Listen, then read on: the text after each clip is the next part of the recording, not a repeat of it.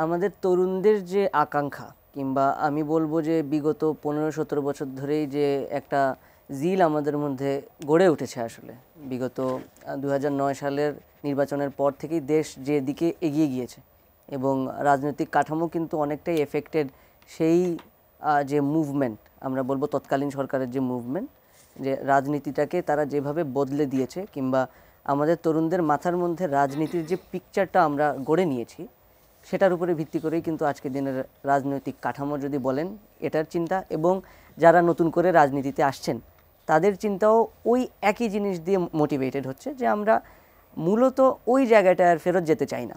ওই জায়গাটার যে বৈশিষ্ট্যগুলো আমরা তখন দেখেছি আমরা সেই রকম বৈশিষ্ট্য আর রাজনীতিতে দেখতে চাই না। সেই রকম একটা জিল নিয়েই কিন্তু বিগত জুন, জুলাই এবং অগাস্ট 3টা মাসেই আন্দোলন হয়েছে। তরুণদের অংশগ্রহণ এখানে যেমন হিউজ পরিমাণে ছিল, বাকি সব বয়সের মানুষই কিন্তু শেষমেশ মাঠে নেমেছিলেন। এইখানে জুলাইয়ের 16 তারিখ পর্যন্ত মুভমেন্ট একরকম ছিল।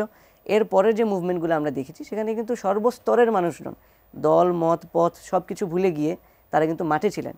এবং আমি যদি বলি যে এমনকি অনেক আওয়ামী সমর্থকও তখনকার সরকারের সমর্থক, কিন্তু তারা এই ধরনের অত্যাচার নিপীড়ন এবং যে মানে মানুষদের যে হারে হত্যা করা হয়েছে সেটা তারা মেনে নিতে পারেনি, তারা কিন্তু মাঠে নেমে এসেছিল।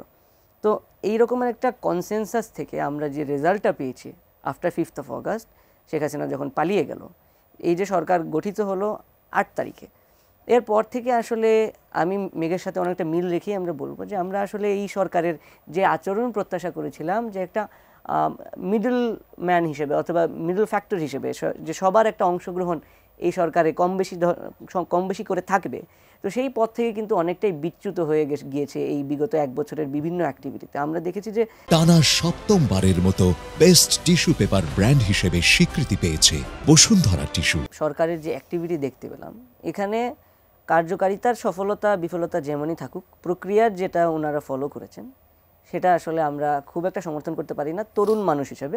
কারণ আমরা যে প্রত্যাশা নিয়ে এই আন্দোলনে যুক্ত হয়েছিলাম, এখানে ছাত্র দল বলেন, ইউনিয়ন বলেন কিংবা উমামা তখন ফেডারেশন করতো, আমরা দলীয় কোনো চিন্তা থেকে কিন্তু এই আন্দোলনে যুক্ত হই না। আমরা দেশকে একটি ভালো জায়গায় নিয়ে যাওয়ার জন্য এবং শেষমেশ যে একটি দাবি যে শেখ হাসিনার পতন এবং এই যে ফ্যাসিবাদী যে ব্যবস্থা ছিল সেটার পতন, সেটাই কিন্তু আমাদের মূল লক্ষ্য ছিল। তো এই লক্ষ্যটাকে অর্জন করতে যে আমরা যদি এখন আবার একইভাবে যে একটা একচেটিয়া মনোভাব দেখতে পারি সরকারের ক্ষেত্রে, সেখানে কিন্তু আমাদের ডিসঅ্যাপয়েন্টমেন্ট থাকেই এবং এই ডিসঅ্যাপয়েন্টমেন্ট থাকাও কিন্তু যথেষ্ট যৌক্তিক। যেটা মেঘ বললো এটা একটা ফ্যাকচুয়াল ট্রুথ।